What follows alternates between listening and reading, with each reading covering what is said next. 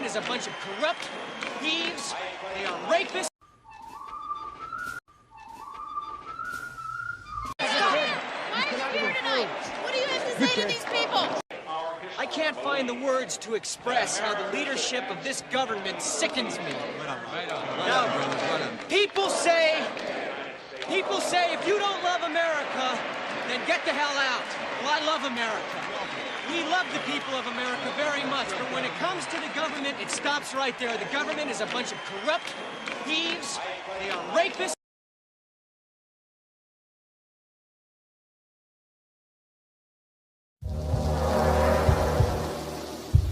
In October 2000, the president of Iraq, Saddam Hussein, announced they would no longer be selling oil in US dollars, only in euros.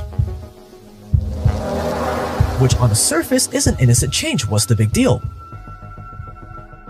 The big deal is that Iraq has the 5th largest petroleum reserves in the world, and in the 2000s it had become the world's 5th largest oil producer. So when Hussein decided to start selling oil in euros instead of dollars, the US wasn't too happy. By February 2003, he has sold over 3 billion barrels of oil for 26 billion euros. A month later, the US invaded Iraq. My fellow citizens, at this hour, American and coalition forces are in the early stages of military operations to disarm Iraq, to free its people, and to defend the world from grave danger. In an operation ironically called Operation Iraqi Freedom. They overthrew Saddam, and by June, just 4 months later, the country was back to selling oil in dollars. Years later, a number of US officials started to let the truth seep out. Former head of US operations in Iraq, General JOHN10 said, "Of course it's about oil. We can't really deny that."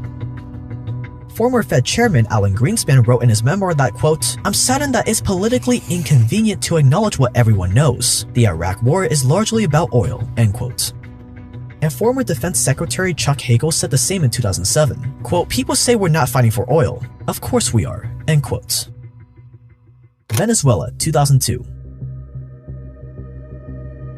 Coincidentally, Venezuela also has large oil reserves. In fact, they have the largest proven oil reserves in the world. At the time, Hugo Chavez was in charge of Venezuela as the dictator president.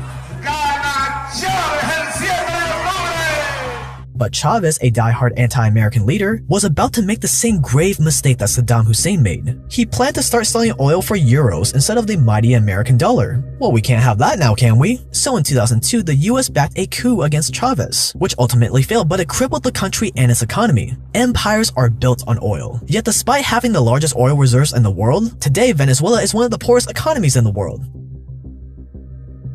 Do other factors play into that? Many. We've talked about a few of them on this channel before. But going against the US is probably a big no-no. Libya, 2009.